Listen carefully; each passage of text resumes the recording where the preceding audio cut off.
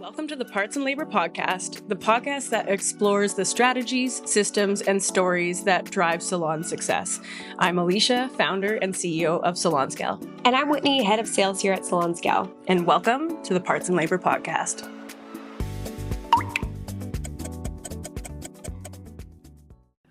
Welcome back to the Parts and Labor Podcast. Today we're talking about a very hot topic right now, which is tariffs, and really just like in general, the increasing cost of everything, which has severe impact, especially on the salon industry. Absolutely. I mean, we've gotten hit hard. The last really 4 years has been pretty aggressive. And it's really impacted a lot of people in the salon space in particular. And now, once again, we're getting faced with this new tariffs, the new things. And I think there's a lot of people that are confused, what is this going to mean for me as a business owner, and what does it actually mean? What is that going to do? So I think that's really where we should start. Let's get into it. Oh my goodness, does anybody know that answer? What does it mean? It just seems like it keeps coming and going. But I think that the best thing that you can do right now is to just set yourself up the best way you can, because there's only so many things you can control. We can't control whether these are going to happen or not, or in general, what color is going to be. So the best thing that you can control and do for yourself right now is to set yourself up in a way to brace for impact, and to where you won't have to be at the mercy of these tariffs or just rising color costs in general. Absolutely. I think, it's you can't, we're at a point now where you can't afford not to do this. You have to back those things out and make sure that whatever you're paying today's price is being covered in, tomorrow's application. That's extremely important for you to do, because, a simple session is not $4 or $5 anymore. Mm-hmm. When you factor in things like gloves and foils, as well as the hair color itself or any other backboard goods, we're looking at a 10 to really 15 times the amount of product that has been used before. And it's compounding, and it's changing, it's rapidly changing, and it's not fun when you are the one that's eating the cost. It's not fun when you're the salon owner that is having to look at this month's cash flow and wondering, how am I supposed to order more products, or how am I supposed to really service this business when it's not there? Yeah, no kidding. And yeah, this is an industry that's, like you said, it's been hit hard the last couple of years anyway. So I would say there's a lot of people that are really nervous right now and looking for a way to a guiding light of what to do. And this is just, like I said, a perfect way to kind of to set yourself up where it's going to be okay no matter what happens. Color could go up 50% tomorrow. You would be okay with this kind of model because you'll know those increases in real time, and you can account for them rather than way down the line. Like you said, being a salon owner and looking at the bank saying I don't have the cash flow to do an order. It wouldn't get to that point. The color pays for itself each time, every time. Yes, and I think the most important thing is this is a variable cost in your business, and regardless of the tariffs, there's also inflation annually. Every single year, this product's going to increase. It always has. Not only is it increasing annually, it sometimes happens biannually. And so every year, this is going to go up. Mm-hmm. So, you have to kind of take a step back and think as a business owner, how do I focus on the things I can control versus the things I cannot control? Mm-hmm. So when things change and there's, new tariffs in place, or there's, inflation's coming up, or the brands are rising the costs and changing that, or even trends are changing and you're using more products, you can't really control that necessarily. So what you can control is how you track it and how you charge for it. Yeah. And that's really what the most important thing is, making sure that you're covering your bottom line every single time. And so the need for a digital solution is needed now more than ever. Mm-hmm. And that's, why we believe so heavily in backboard management and, of course, SalonScale. So now I feel we know why we need it, it's important to know these costs in real time. How about what that actually looks like? I feel we could maybe give some insight into what charging parts plus labor and knowing those costs in real time, like what that actually looks like on the bill, like how it's actually done like day to day in the salon. Yeah, I think like historically, what we've seen is salons, especially in the era of mostly commission-based salons. So as we started to build commission-based salons, most of the salons would have, they would include those costs in their menu and or their services. So when you would check out a customer, to the customer was wanted to keep the price at a good fixed rate. But is that because you don't want them to see like what's going on like under the hood? Like what? Like why? I think that is like definitely it. I think it's also just like the insecurity of like taking your art that you just did on someone's head and then taking them and having to put worth to it, and that fear of them almost rejecting or kind of dismissing your value. I think that's a really hard thing to do, especially from an artist behind the chair.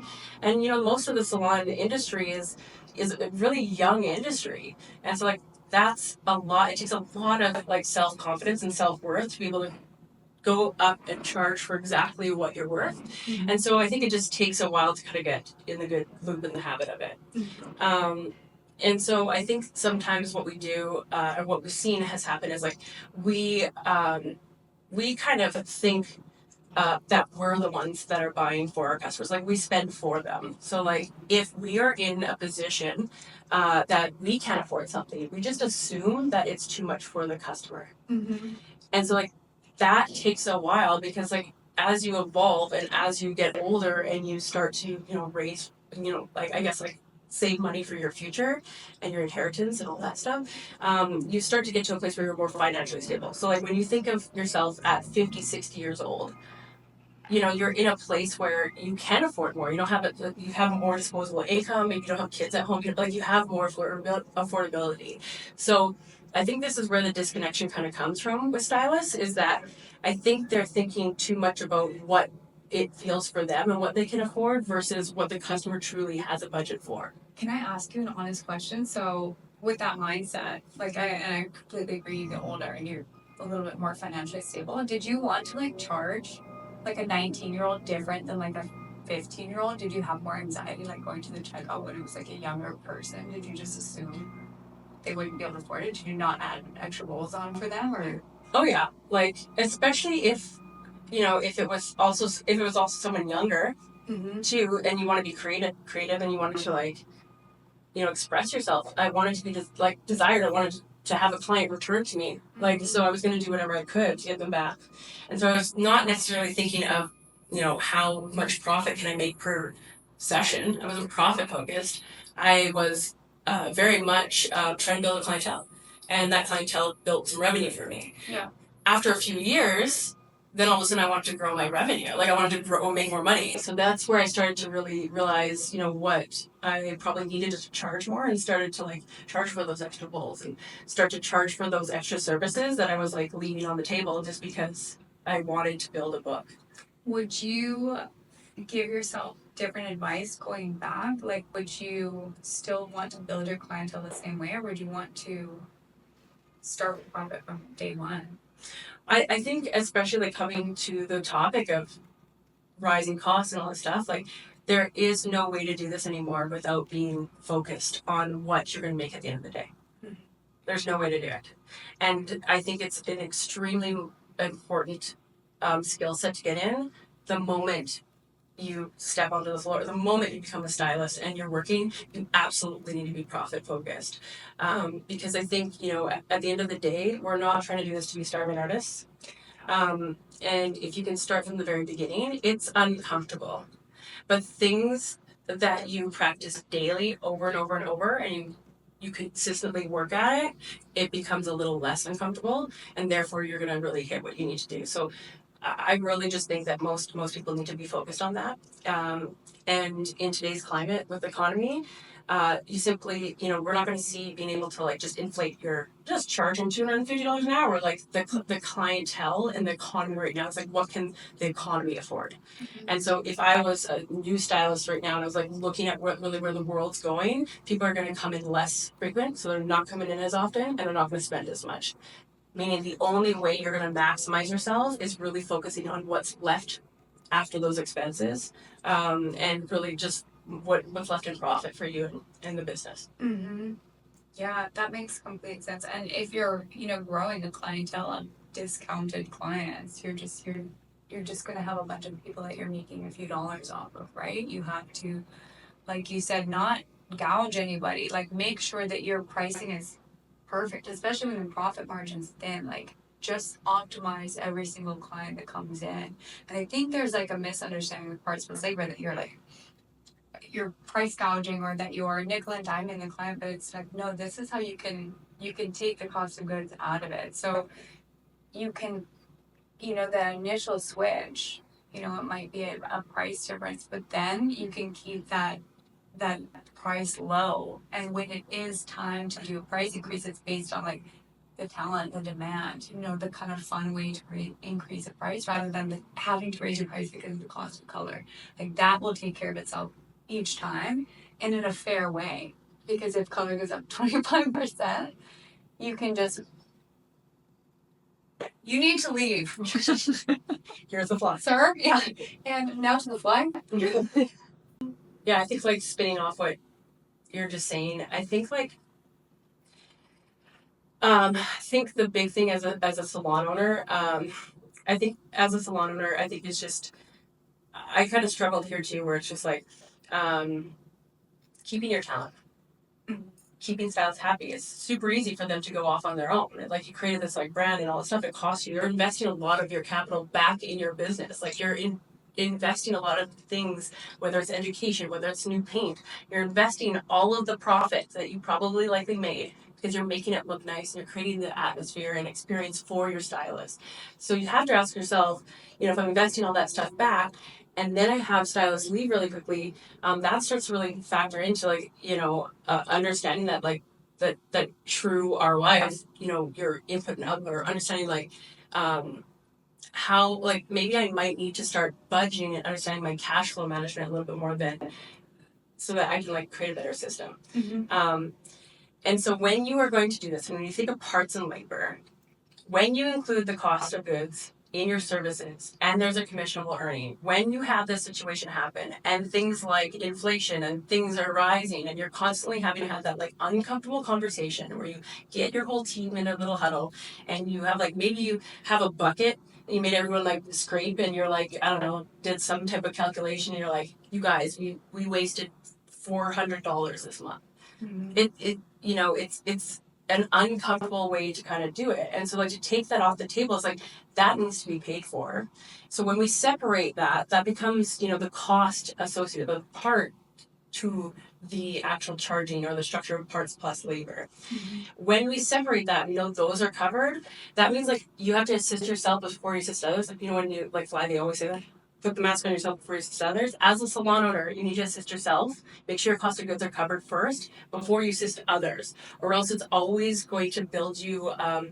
It's going to build you on a path of resentment. You're going to be very upset because everybody else is going to get paid, and you go home and you have nothing, but yet everybody else thinks that you're wealthy. Yeah.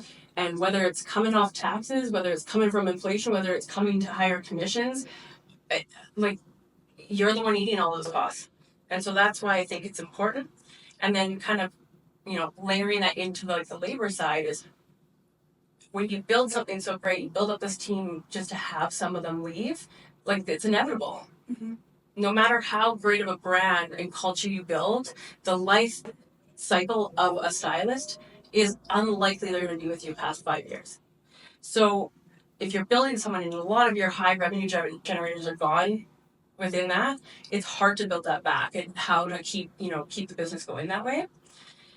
And so if you separate your parts from your labor, and if you have your cost of goods and all the things that cost you to operate your business on one line, and then you focus on that labor, you can strategize this. Because now all your fixed and variable costs are covered. It's not a negotiable, but now you can negotiate your commission. Exactly. You can negotiate commission because you now know that you're negotiating time and worth. Mm-hmm. That's all you're doing. And so this is where, the industry, I believe, needs to start to think. They need to start thinking about it in this way. And so instead of all those, all those problems that might be bubbling up, like anyone that's like thinking of switching to parts and labor, like you either get like, it's like one or the other. It's like, no, like I don't see this, or I'm curious. Like there's two sides to it.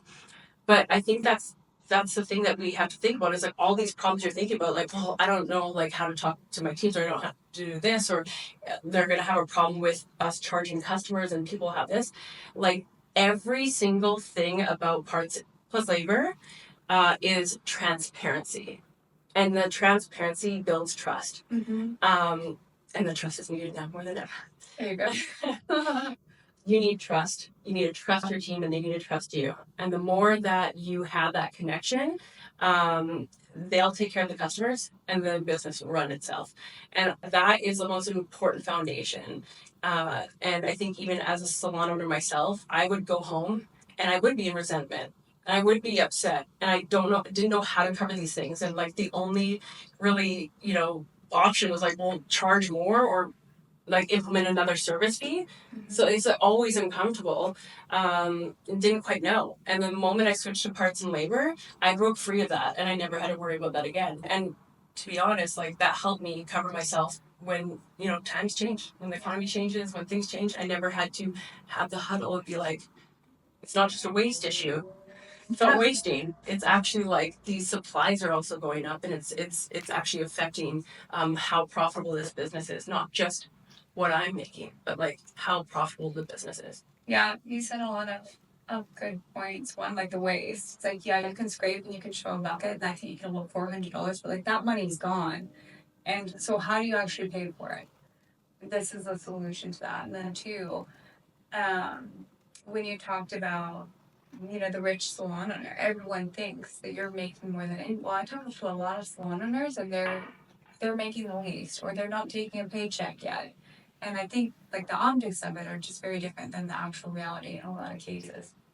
But they're looking for a solution or a way to, and this is the way to do that. Like this is the way to, again, make sure you're covered, like the business is covered. Like you said, make sure your expenses are covered first. Like that's online. Like you're never gonna make money if you're giving away the entire share of profit in commission, or you're undercharging by not knowing that dollar value in real time, not knowing what your actual costs are. And the color cost, that can take the whole operation. I've been saying recently, like you can have the perfect pricing model. You can find out exactly what to charge for an extra bowl, where if you're giving commission on it, like the salon will profit, the stylist will profit, and you can include the perfect amount within your base price and do all the math, spend hours, stay up all night, make a spreadsheet, do it all. But like if extra bowls don't get ranked through, or if 40 grams is included, but then go mix up 60, it's the profit margin is too thin to cushion any of those. Like it just, bottom line, make it black and white, it has to be paid for by the time my client leaves. Amen. I could not agree more with what you just said, of course. And I just think I think everyone, the entire team at SalonScale, like everyone behind this, and on the, the concept of moving to parts and labor is like, this is the movement, and like this kind of, by bringing this to light, is like, this is how we can protect people to never, ever, ever feel like they're out of control, or, changes in the world are going to affect that they could, lose everything.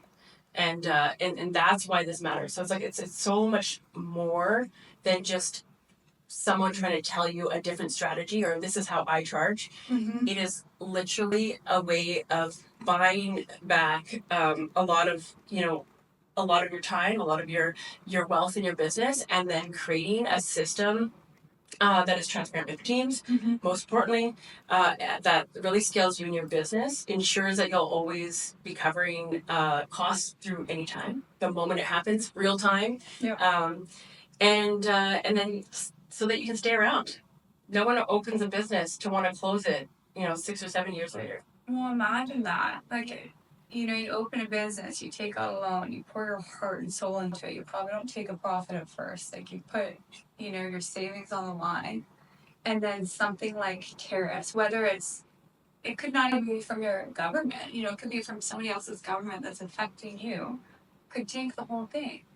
That's not fair. So how do you, back to what you can do in your control, how do you set yourself up where that's not an issue?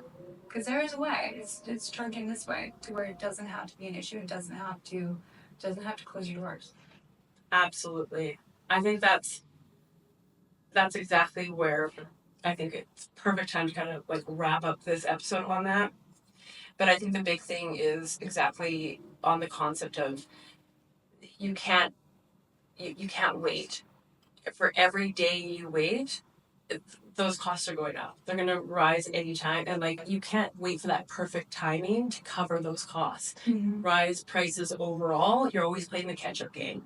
So would you rather run your business knowing, or, like, would you rather be unsure or not know? Would you want to make sure that like the moment that things get enforced or the moment things are changed, that's covered and you don't have to come up with some elaborate way to explain that to your customers and your staff? Or do you want to be, on top of that? So I think that's important. And I think that comes to that kind of language of like in business, you have an opportunity to really focus on these like leading or lagging indicators in your business. Like, so in the salon space, if you think about it as like a lagging indicator is how the entire industry is running right now. They wait to the end of the month to see how much they need to reorder, and they're paying for next month's supplies with last month's profit. There's your cash flow issue. So now let's take the scenario of leading. If you charge a customer, you separate the parts and labor, not only is that supply covered, it likely is going to have a markup to build the cash flow. So the next time you order, this is now not an expense. It is actually paid for in advance. And now you never have to worry about that again. That's a leading metric. You never have to be afraid of that ever again. And that is exactly why I think we need to move in this direction. And the last thing I want to say is that, on as far as telling the clients, I see a lot of, chatter right now and concern about like the tariffs and just rising costs in general. And it's like, well, I'm going to have to raise my prices. I hope my clients understand there's no better way, I would say, to understand and to break down, one, with data, like you'll see digitally, but two, to say, I think the fairest way to charge going forward, due to the uncertainty of product costs or tariffs or whatever it may be, is to charge you, my client, exactly the amount of color and product that you use during the service today. What could possibly sound more fair than that?